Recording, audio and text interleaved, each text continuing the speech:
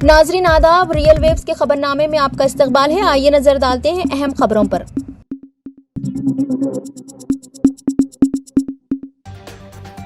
India alliance ने 14 एंकरों पर जो पाबंदी लगाई है उस पर हंगामा बरपा है। दो फरीक हैं, एक कहता है कि सही हुआ और दूसरा कहता है कि ये मीडिया पर हमला है।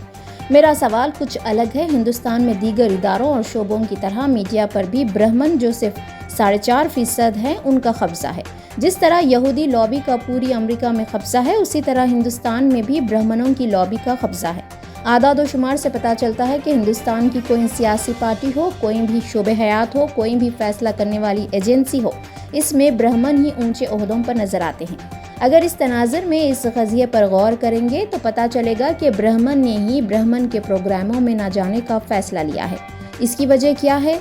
इसकी वजह यह है कि जब इख्तिदार के रास्ते में कोई आ जाए तो ख्वाह वो अपना ही क्यों ना हो, उस पर काबू पाना बहुत ज़रूरी हो जाता है, जिसकी बहुत सारी मिसालें आपको तारीख में मिल जाएंगी।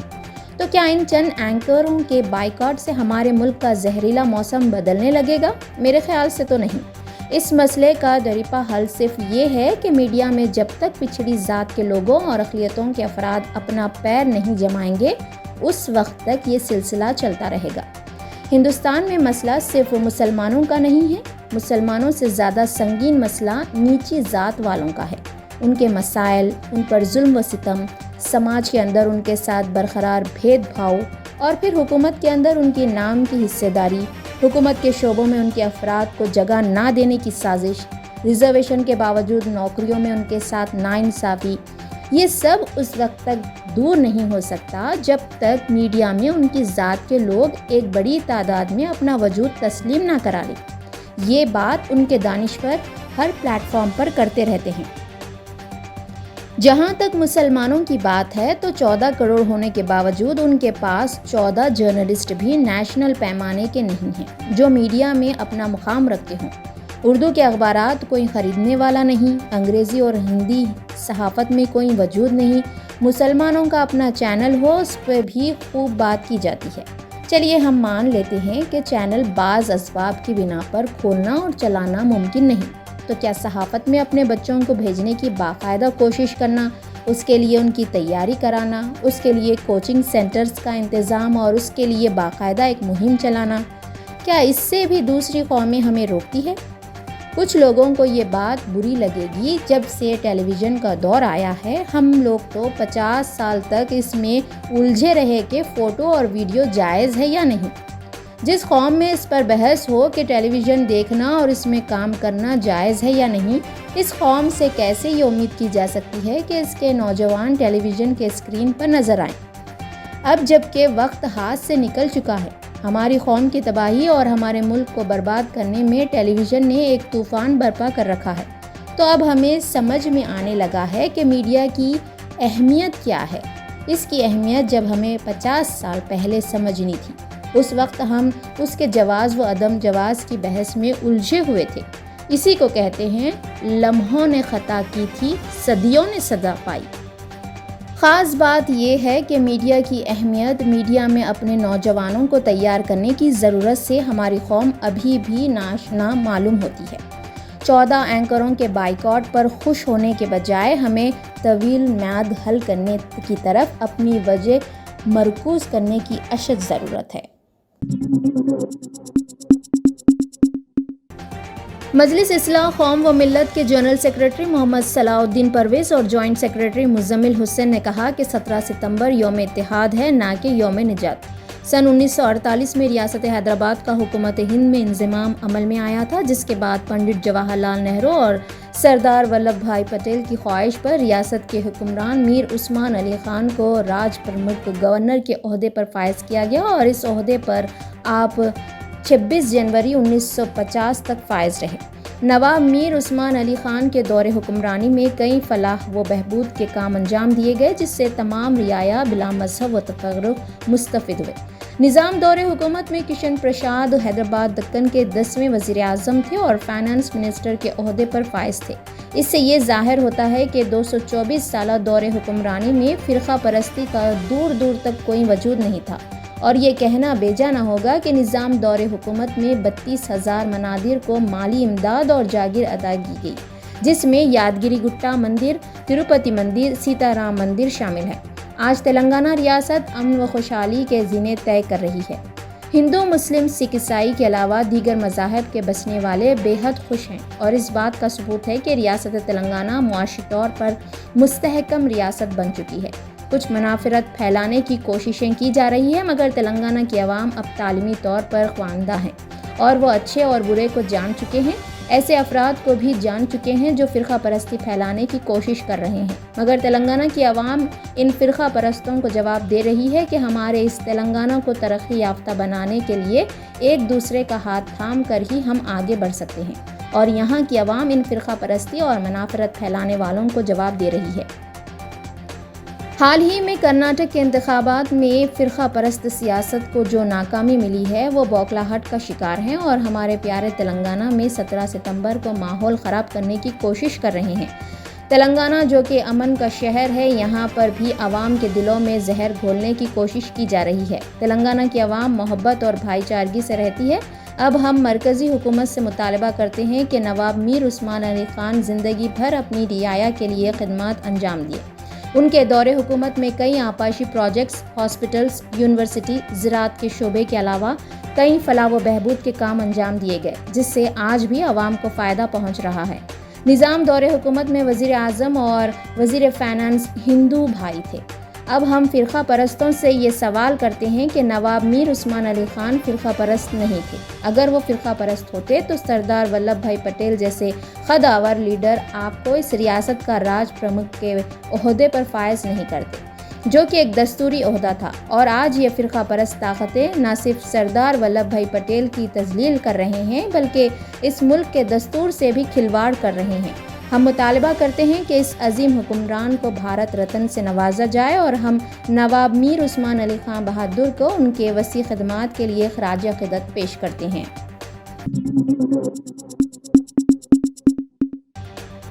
कांग्रेस पार्टी ने आज तेलंगाना में जारिया साल के अवाखिर में होने वाले असेंबली इंतखाबात के पेश नज़र अवाम पर वादों की बौछार कर दी। शहर के मज़ाफ़ात में वाक़ तोक्कुगुड़ा में पार्टी की जानिब से मुनक़दा भारी जलसे आम से खिताब करते हुए कांग्रेस क़ायद सोनिया गांधी ने रियासत की आवाम के लिए 6 ज़मानती स्कीमात का ऐलान किया, जिसमें महालक्ष्मी स्कीम के तहत हर खातून को माहाना 2500 रुपये, 500 रुपये में गैस सिलेंडर और ख़वातीन को आरटीसी बसों में मुफ्त सफ़र की सहूलत, इंदिरम्मा मकानात स्कीम के तहत बेघर अफराद को मकान की तामीर के लिए 5 लाख रुपए की माली इमदाद, अलहदा रियासत तेलंगाना की तहरीक में शहीद होने वाले तमाम अफराद के हर ख़ानदान को 250 गज ज़मीन, रैतु भरोसा स्कीम के तहत किसानों और खौलदार किसानों को फ़ी एकड़ 15,000 रुपये की मदद, ज़राई मजदूरों को सालाना 12,000 रुपये की इमदाद और धान की फसल पर फ़ी कुंटल 500 रुपये बोनस, गृह ज्योति स्कीम के तहत हर ख़ानदान को 200 यूनिट तक मुफ्त बरक़ी की सरबराही,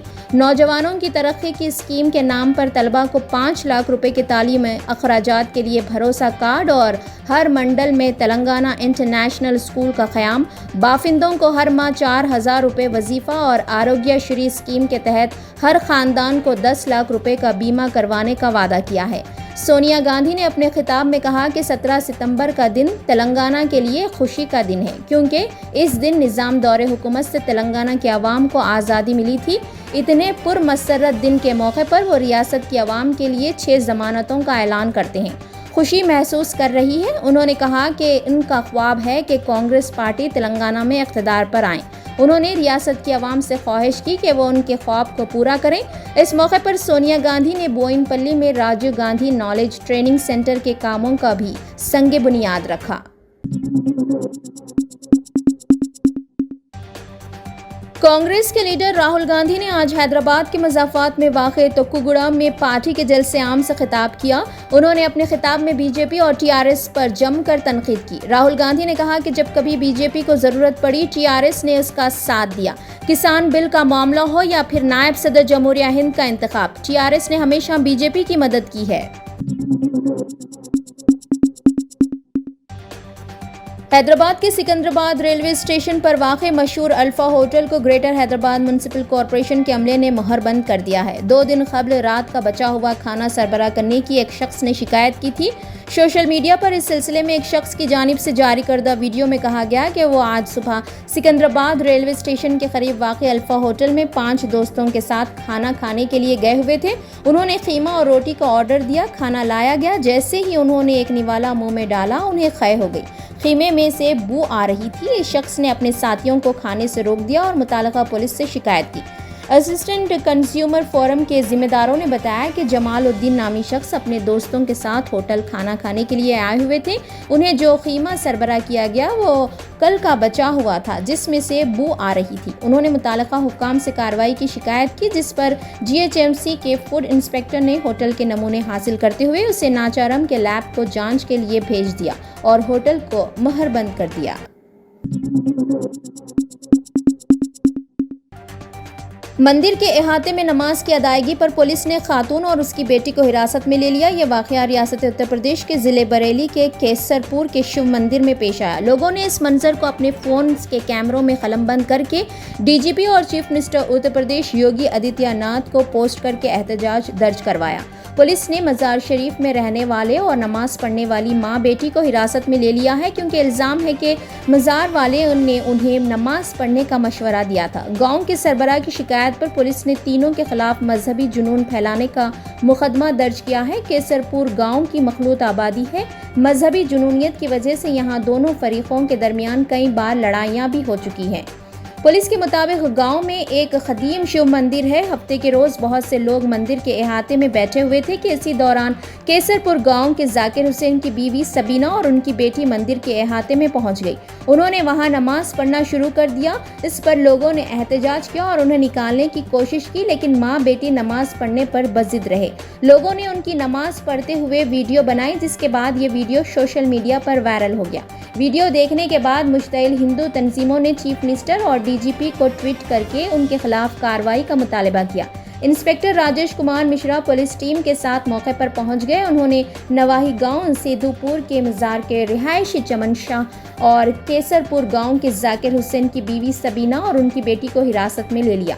शिव मंदिर में नमाज पढ़ने को लेकर हिंदू तंजीमों में बरहमी पाई जाती है। केसरपुर प्रधान प्रेम सिंह ने मज़ार में रहने वाली मां बेटी और चमन शाह के खिलाफ मजहबी जुनून फैलाने के इल्ज़ाम में मुकदमा दर्ज करवाया है। उन्होंने सख्त कार्रवाई का भी मुतालबा किया है। पुलिस ने खातून और उसकी बेटी को केसरपुर के कदीम शिव मंदिर में नमाज अदा करने पर हिरासत में ले लिया। पुलिस की पूछताछ के दौरान मां बेटी ने बताया कि वो केसरपुर के पड़ोसी गाँव सिद्धूपुर की मज़ार के पास नमाज पढ़ने गए थे। वहां पर रहने वाले चमन शाह ने उन्हें केसरपुर के शिव मंदिर में नमाज पढ़ने पर उकसाया। इसके बाद वो वहां से निकलकर सीधे शिव मंदिर गई और नमाज पढ़ने लगी। खवातीन के इंकशाफ के बाद पुलिस ने मज़ार के पास रहने वाले चमन शाह को भी हिरासत में ले लिया।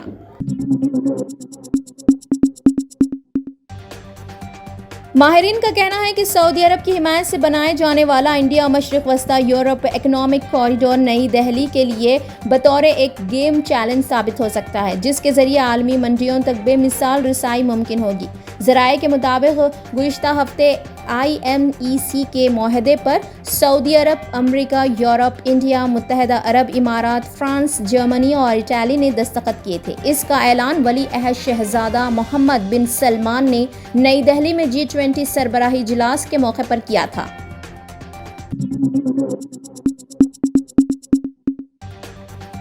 सदर कुल हिंद मजलिस इत्तेहादुल मुस्लिमीन बैरिस्टर असदुद्दीन ओवैसी ने नाम नेहाद सर्वे करते हुए पुराने शहर की मां और बहनों को बदनाम करने वाले नाम नेहाद जर्नलिस्ट को सख्त वार्निंग दी है और कहा कि सर्वे के नाम पर पुराने शहर की खवातीन को बदनाम किया जा रहा है, जिसकी हम सख्त मजम्मत करते हैं। मजलिस की तिरंगाना बाइक रैली की अख्तिताम पर हैदराबाद के हाकी ग्राउंड मासब टैंक में मुनक़दा जलसे आम से खिताब करते हुए कहा कि आजकल एक नाम नेहाद जर्नलिस्ट शहर में हो गए। उन्होंने नाम नेहाद जर्नलिस्ट से कहा कि मैं जानता हूं तुम्हारा सर्वे कैसा करना है। बैरिस्टर ओवैसी ने कहा कि शहर में नाम नेहाद जर्नलिस्ट अपने सोशल मीडिया के पेजेस पर न सिर्फ मजलिस को गालियां दिलवाते हैं, बल्कि उसके साथ कायदीन मजलिस के कामों को भी दिखाते हैं।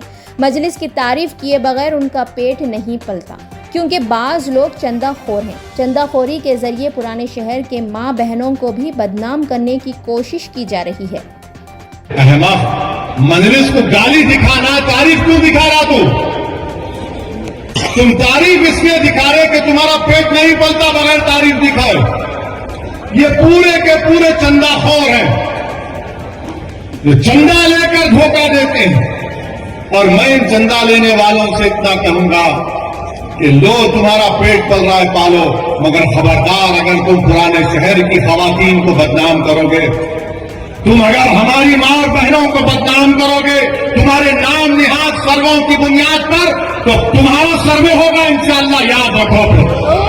मैं जानता हूं तुम्हारा सर्वे कैसा करना, मैं जानता हूं तुम्हारा सर्वे कैसा करना।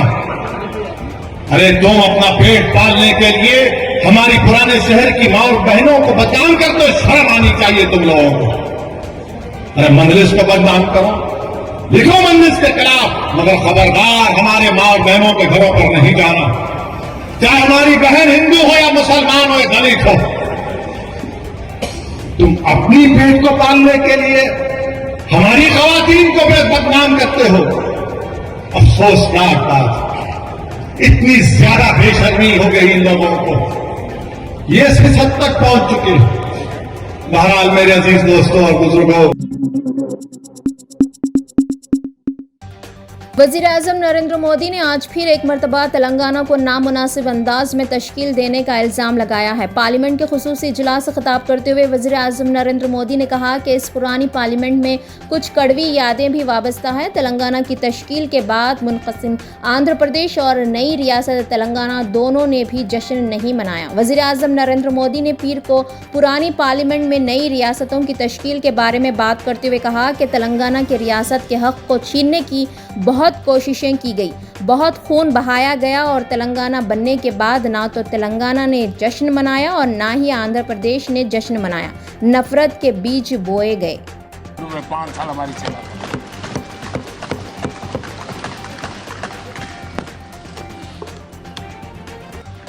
आदरणीय अध्यक्ष जी, सबकी सहमति से कठिन से कठिन कार्य होते हुए हमने देखे हैं। 2000 की साल थी, अटल जी की सरकार थी। इसी सदन ने 3 राज्यों का गठन सर्व स्वीकृति से किया और बड़े उमंग उत्साह से किया। जब छत्तीसगढ़ की रचना हुई तो उत्सव छत्तीसगढ़ ने भी मनाया, उत्सव मध्य प्रदेश ने भी मनाया। जब उत्तराखंड की रचना हुई तो उत्सव जब झारखंड की रचना हुई तो उत्सव झारखंड ने भी मनाया, उत्सव बिहार ने भी बताया। ये हमारे सदन का सामर्थ्य, सब सहमति का वातावरण बना करके। लेकिन कुछ कड़वी यादें वो भी है कि तेलंगाना के हक को दबोचने के लिए भारी प्रयास हुए, खून की नदियां भी बही और बनने के बाद न तेलंगाना उत्सव मना पाया न आंध्र उत्सव मना पाया। एक कटुता के बीज बो दिए गए। अच्छा होता उसी उमंग और उत्साह के साथ हम तेलंगाना का निर्माण करते तो एक नई ऊंचाई पर आज तेलंगाना पहुंच चुका होता। आदरणीय अध्यक्ष जी, संविधान सभा ने आदरणीय अध्यक्ष जी, इस सदन की परंपरा रही है। संविधान सभा ने उस समय अपना दैनिक भत्ता 45 रुपये से कम करके 40 कर दिया था। उनको लगा हमें इसको कम करना चाहिए। आदरणीय अध्यक्ष जी, यही सदन है कैंटीन में मिलने वाली सब्सिडी, जो बहुत कम पैसे में खाना मिलता था, इसी सदस्यों ने उस सब्सिडी को भी खत्म कर दिया और पूरा पैसा देकर के अब कैंटीन में खाते हैं।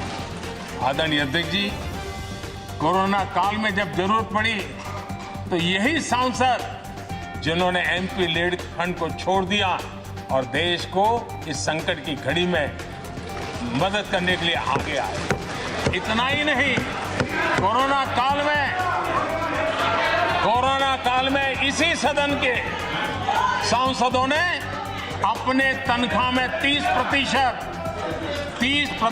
कटौती की और उन्होंने देश के सामने आए हुए संकट में अपनी बहुत बड़ी जिम्मेवारी निभाई। आदरणीय अध्यक्ष जी, हम गर्व से कह सकते हैं, ये सदन में बैठे हुए लोग भी कह सकते हैं, हमारे पूर्वज जो सदन में बैठे थे वो भी कह सकते हैं कि हम ही लोग हैं जिन्होंने हम पर डिसिप्लिन लाने के लिए हमारे यहाँ जनप्रतिनिधित्व कानून में समय समय पर कठोरता बरती। अमेरिका में सैकड़ों करोड़ रुपए मालियाती फाइटर जेट F-35 तैयारा गायब हो गया। मिलिट्री के हुकाम ने फाइटर जेट का पता बताने की आवाम से ख्वाहिश की है। जराये से मालूम हुआ है कि परवास के दौरान नागुज़ीर सूरत हाल के बाद साउथ कैरोलिना के ब्यूपोस्ट एयर स्टेशन से अमेरिका का फायर जेट F-35 लापता हो गया। इतवार के दिन ये वाकया पेश आया।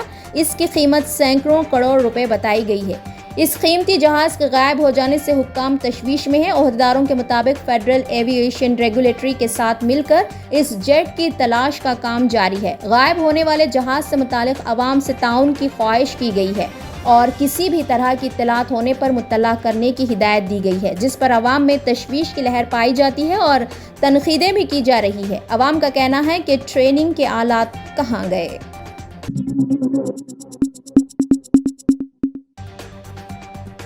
मुल्क भर में हैदराबादी फास्ट बॉलर मोहम्मद सिराज की सिताइश की जा रही है। एशिया कप 2023 के फाइनल मैच में सिराज के हैरान कुन मुजाहरे के बाद ये कहा जा रहा है कि ये मैच हिंदुस्तान और श्रीलंका की टीम के दरमियान नहीं बल्कि सिराज और श्रीलंका की टीम के दरमियान हुआ। बुलेट की रफ्तार से बॉलिंग करते हुए सिराज ने श्रीलंका की टीम को ढेर कर दिया। कहा जा रहा है कि इस हैदराबादी एक्सप्रेस की शानदार कारकर्दगी की वजह से 50 ओवर का मैच सिर्फ 20 ओवर्स में सिमट कर रह गया।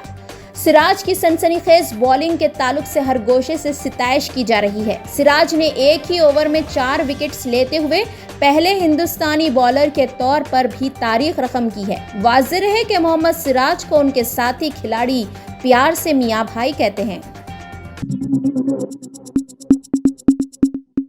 खबरनामे में फिलहाल इतना ही। ताज़ा तरीन खबरों को देखने के लिए आप देखते रहिए रियल वेव्स। चैनल को लाइक, शेयर और सब्सक्राइब करना ना भूलें।